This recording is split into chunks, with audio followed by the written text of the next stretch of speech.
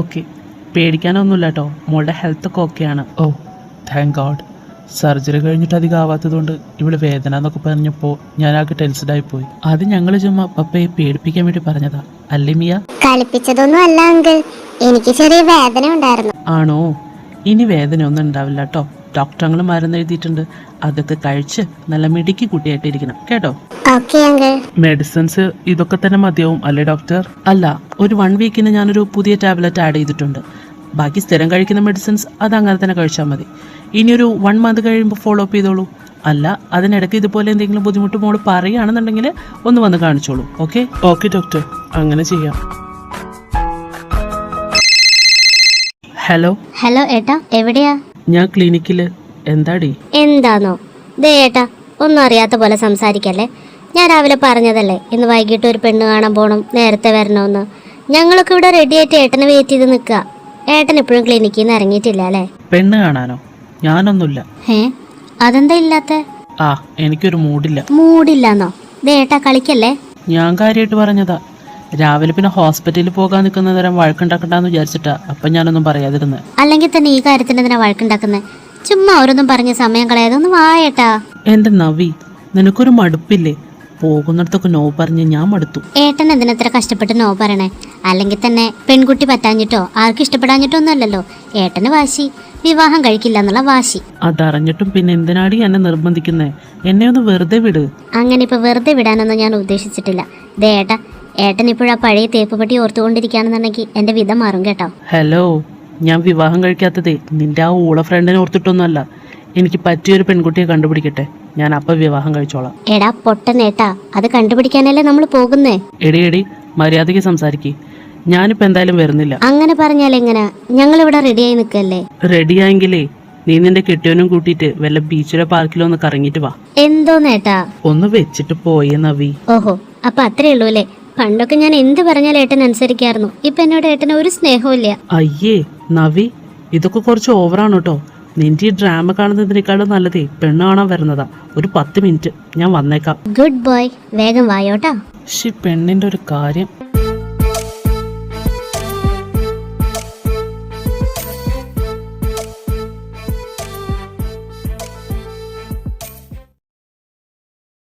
ഓയ് വൈഫി, പൊന്നാങ്ങളെ വിളിച്ചിട്ട് കിട്ടിയോ? കിട്ടി. ഒരുവിധം പറഞ്ഞ് സമ്മതിപ്പിച്ചിട്ടുണ്ട്. എന്തൊരു വാശിയായി ഏട്ടന്. അയ്യോടി, ആരേ പറയണേ? വാശി തീരെ ഇല്ലാത്ത ഒരാളെ. അയ്യോ, ഞാൻ അച്ഛനോടും അമ്മയോടും പോയി പറയട്ടെ ഏട്ടൻ വരുന്നുണ്ടെന്ന്.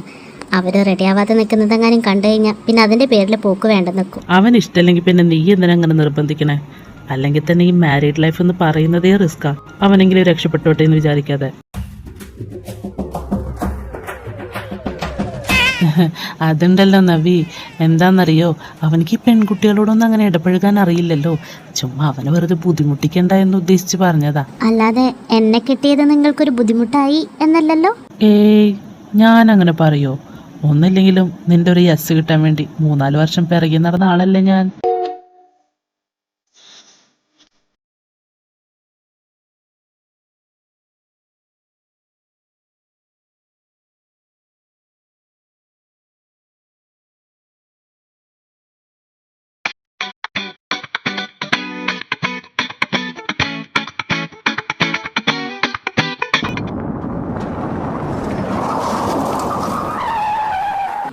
അമ്മേ,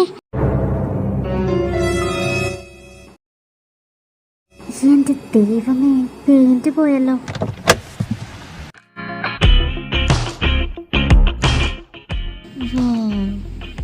ഇങ്ങേരെന്ത് ഗ്ലാമറാ. എവിടെ നോക്കിയാടോ വണ്ടി ഓടിക്കുന്നേ? ഗ്ലാമർ മാത്രമേ ഉള്ളൂല്ലോ ദൈവമേ. തനിക്കെന്താ ചെവി കേട്ടൂടെ? കേൾക്കാം സാർ. സോറി സാർ, ഞാൻ അറിയാതെ. ഹെൽമറ്റും വെക്കില്ല, നേരെ നോക്കി വണ്ടി ഓടിക്കില്ല, ഇറങ്ങിക്കോളും ഓരോന്ന്. തനിക്കെന്തേലും പറ്റിയോ? ഏയ്, എനിക്കൊന്നും പറ്റിയില്ല. സാറിന്റെ വണ്ടിക്ക് എന്തോ പറ്റിയെന്ന് തോന്നുന്നു.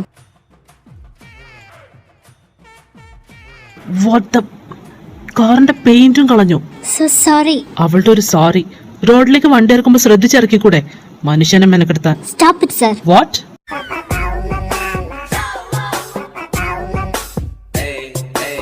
എന്റെ പൊന്ന് സർ, എന്നോട് കനിവുണ്ടാവണം. ഇവിടെ വെച്ച് ദയവ് ചെയ്ത് ബഹളം ഉണ്ടാക്കരുത്. ബഹളം കേട്ടാ വീട്ടിൽ നിന്ന് അച്ഛൻ ഇറങ്ങി വരും. എങ്ങാനും ഇത് കണ്ട ഈ ജന്മം എന്നെ വണ്ടി എടുക്കാൻ സമ്മതിക്കത്തില്ല. ആറ്റുതോറ്റ് കിട്ടിയ വണ്ടിയാ സാർ. വരട്ടെ, നിന്റെ അച്ഛൻ വരട്ടെ. അല്ലെങ്കിൽ വേണ്ട, ഞാൻ വിളിക്കാം. എന്തിന്? നോക്ക് സാർ, ഇതെനിക്കറിയാതെ പറ്റിയതാ. ഇനി ഇതുപോലെ ഉണ്ടാവില്ല, പ്രോമിസ്. പിന്നെ സാറിൻ്റെ കാർ സ്ക്രാച്ചിൻ്റെ കോമ്പൻസേഷന് വേണ്ടിയിട്ടാണെങ്കിൽ അച്ഛനെ വിളിച്ചിട്ട് ഒരു കാര്യമില്ല സാർ. ഞങ്ങൾ പാവങ്ങളാ. ആഹാ, അത് കൊള്ളാലോ. അപ്പൊ എനിക്ക് എന്റെ കാറ് ശരിയാക്കണ്ടേ? എന്താ സാർ ഇത്? സാർ ഒരു ഡോക്ടറല്ലേ? ഇത്രയും എക്സ്പെൻസീവായ കാറ് കൊണ്ട് നടക്കുന്നുണ്ടെങ്കിൽ സാർ എന്തായാലും ഫിനാൻഷ്യലി സ്റ്റേബിൾ ആയിരിക്കും. ഇതൊരു ചെറിയ സ്ക്രാച്ച് അല്ലേ? ഇതൊക്കെ സാറിന് സിമ്പിളായിട്ട് ശരിയാക്കാൻ പറ്റും. സാറിന് എന്താണ് ഞങ്ങളെ നക്കാപ്പിച്ച? ഞങ്ങൾ പാവങ്ങളല്ലേ സാർ? അതെ, ഞാൻ ഡോക്ടറാണെന്ന് പറഞ്ഞിട്ടേ ഈ കാറ് ആരും എനിക്ക് വെറുതെ തന്നതൊന്നുമല്ല. പൈസക്കൊക്കെ നല്ല വിലയുണ്ട്, അതുകൊണ്ട് തന്നിട്ട് പോയാൽ മതി. എന്ത്? ഇത് ശരിയാക്കാനുള്ള ക്യാഷ്. ഇങ്ങനെ വിടുന്നില്ലല്ലോ, കുറച്ചും കൂടെ സെൻറ്റി അടിച്ചു നോക്കാം. എൻ്റെ പൊന്നു സാറേ, സാറിനറിയോ, മാസത്തിൽ 1-2 തവണ മാത്രം പണിക്ക് പോകുന്ന ഒരു കൂലിപ്പണിക്കാരനാണ് എൻ്റെ അച്ഛൻ. ഞങ്ങളിപ്പോൾ താമസിക്കുന്ന ഈ വീടുണ്ടല്ലോ, അത് വാടക വീടാ. എത്ര മാസമായി ഞങ്ങൾ വാടക കൊടുത്തിട്ടെന്നറിയോ? ഞങ്ങൾ എപ്പോഴാ ചവിട്ടി പുറത്താക്കാന്ന് കാത്തിട്ട് ഞങ്ങൾ ഇരിക്കുന്നത്. എൻ്റെ അച്ഛൻ്റെ അച്ഛൻ ഒരു ലോട്ടറിക്കാരനായിരുന്നു. അന്ന് തൊട്ടേ ഞങ്ങൾ പാവങ്ങളാ. ഇത്രയും പാവപ്പെട്ട ഞാൻ സാറിന്റെ ഇത്രയും എക്സ്പെൻസീവായ കാർ ശരിയാക്കാനുള്ള പൈസ എവിടെ നിന്ന് തരാനാ സാർ? ഒന്ന് ക്ഷമിക്കൂ സാർ, പ്ലീസ് സാർ. ഇല്ലാത്തത് കൊണ്ടല്ലേ സാർ? പ്ലീസ് സാർ, ക്ഷമിക്കൂ സാർ. എന്റെ പൊന്നു മോളെ മതി. ഇനി തൊട്ട് ഞാൻ സൂക്ഷിച്ച് വണ്ടി ഓടിച്ചോളാം. എനിക്ക് നിന്റെ ക്യാഷും വേണ്ട, ഒന്നും വേണ്ട. Thank you doctor. ഡോക്ടർ ദൈവം രക്ഷിക്കട്ടെ. ഡോക്ടർക്ക് വേണ്ടി ഞാൻ എന്നും പ്രാർത്ഥിക്കും. ഓ ഓ ആയിക്കോട്ടെ. പോട്ടെ ഡോക്ടർ, ബൈ.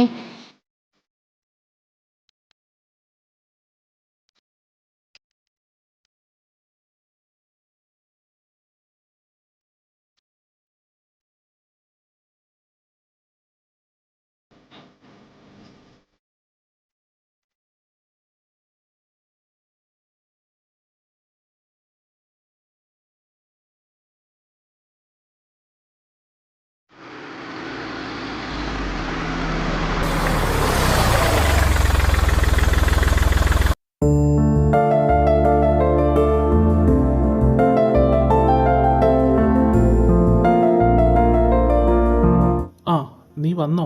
നിനക്ക് ചായ എടുക്കട്ടെടാ? എൻ്റെ അമ്മേ, നമ്മൾ ചായ കുടിക്കാനല്ലേ പോകുന്നേ? ഒരു കയ്യകലത്തിൽ മാറി നിന്നോ? അല്ല, അവിടെ പോയാൽ ചായ കിട്ടല്ലോ എന്നാ ഞാൻ ഉദ്ദേശിച്ചേ. ആ, എന്നാ പിന്നെ അവിടെ പോയിട്ട് കുടിക്കാം. അവൻ ഇങ്ങ് വന്നല്ലേ ഉള്ളൂ, ഒന്ന് ഫ്രഷ് ആവാനുള്ള സാവകാശം കൊടുക്ക്. ആ അതന്നെ. എടാ, ഞങ്ങളൊക്കെ റെഡി ആയിട്ടിരിക്കുന്നതാ. നീ വേഗം പോയി ഫ്രഷ് ആയിട്ട് വാ, ഞങ്ങൾ വെയിറ്റ് ചെയ്യാം.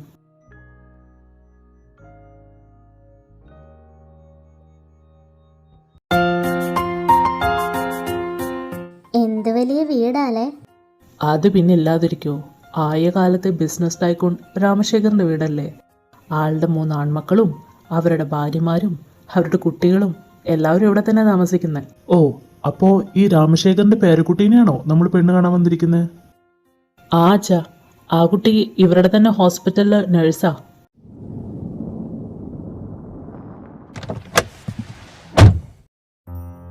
ആ, വരൂ വരൂ, അകത്തേക്ക് വരൂ. ഞങ്ങൾ നിങ്ങളെ കാത്തിരിക്കുകയായിരുന്നു. ഇത് ഞങ്ങളുടെ അച്ഛൻ. ഞാനിവിടുത്തെ മൂത്ത മകനാ, പേര് വിശ്വം. എൻ്റെ മകളെയാ നിങ്ങൾ പെണ്ണ് കാണാൻ വന്നിരിക്കുന്നത്. പിന്നെ ഇതെൻ്റെ അനിയൻ ശ്യാം. പിന്നെ ഒരനിയനും കൂടെ ഉണ്ട്, അവനിവിടെ ഇല്ല, വിദേശത്താ. ആ ശരി ശരി. ഇനി ഞങ്ങളെ പരിചയപ്പെടുത്താം. ഞാൻ യാദവ്. ഇത് എൻ്റെ ഭാര്യ ലക്ഷ്മി. ഞങ്ങൾക്ക് 2 മക്കളാ. ഇവനാ മൂത്തത് നമിത്. ഇവനൊക്കെ വേണ്ടിയാ ഞങ്ങൾ പെണ്ണ് കാണാൻ വന്നിരിക്കുന്നത്. പിന്നെ അത് നവമി, എൻ്റെ മകളാ. അതവളുടെ ഭർത്താവ് മാനവ്. പരസ്പരം പരിചയപ്പെട്ട സ്ഥിതിക്ക് ഇനി പെണ്ണ് കാണല് നടക്കട്ടെ. വിശ്വം, മോളെ വിളിക്ക്. ആച്ചാ, സരസ്വതി മോളെ വിളിക്ക്.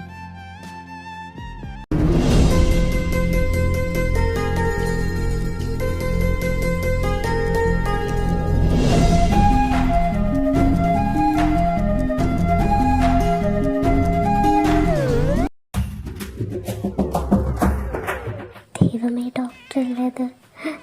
ഇറങ്ങി ഓടിയാലോ? വേണ്ട, അപ്പം എല്ലാവരും അറിയും. ഈശ്വര, ആ കുമ്പിട്ട തലതൊന്ന് നിവർത്താതിരുന്നെങ്കിൽ.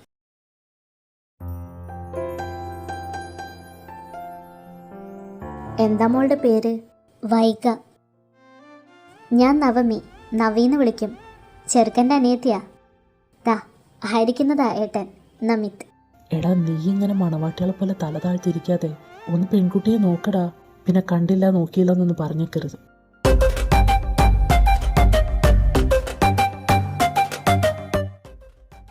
ഇത്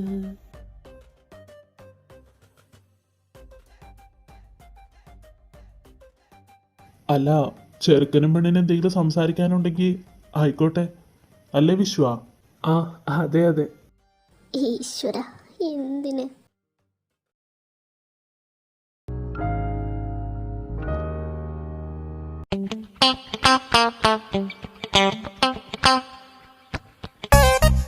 അപ്പൂപ്പന്റെ കാലം തൊട്ടേ പാവപ്പെട്ടവരായ ലോട്ടറിക്കാരന്റെ പേരക്കുട്ടിക്ക് ഈ വീട്ടിൽ എന്താ കാര്യം? അത് ഞാൻ പിന്നെ എന്താപ്പത്? വിക്കോ? കൃത്യമായി പറഞ്ഞ 1 മണിക്കൂർ മുൻപ് ഇടം വലം നോക്കാതെ റോഡിലേക്ക് വണ്ടി ഇറക്കി എന്റെ കാറിൽ കൊണ്ടുവന്ന് വണ്ടി ഇടിച്ച് എന്റെ കാറിന്റെ പെയിന്റും കളഞ്ഞ് 1 സെക്കൻഡ് പോലും എന്നെ സംസാരിക്കാൻ വിടാതെ പന്നും പ്രാരാബ്ദം പറയുമ്പോ ഈ വിക്കുണ്ടായിരുന്നില്ലല്ലോ. ഇപ്പൊ എന്ത് പറ്റി? അത് പിന്നെ സോറി, ഞാൻ ഒരു തമാശക്ക്. തമാശയോ?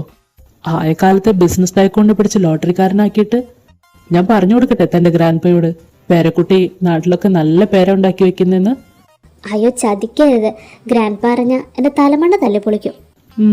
ശരി.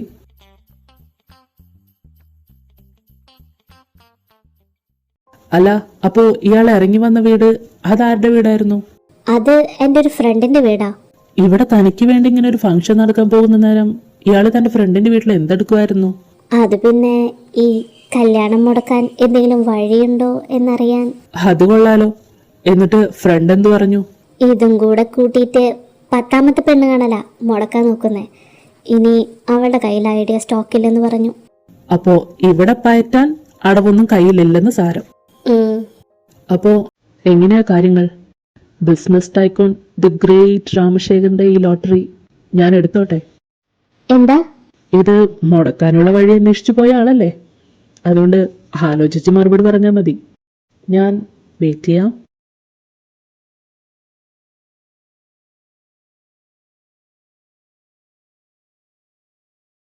അതെ, ഒരു മിനിറ്റ്. പേരെന്തായിരുന്നു? നമിത്. പിന്നെ ഈ ലോട്ടറി എടുക്കുന്നതിന് കുറച്ച് റിസ്ക് ഒക്കെ ഉണ്ട്. അതുണ്ടെന്ന് അറിഞ്ഞിട്ടാണല്ലോ ആളുകള് ലോട്ടറി എടുക്കാറ്. അതൊക്കെ, പക്ഷേ വിൻ ചെയ്താൽ കുറച്ച് കണ്ടീഷൻസ് ഒക്കെ ഉണ്ട്. എന്നാ കേക്കട്ടെ തന്റെ കണ്ടീഷൻസ്.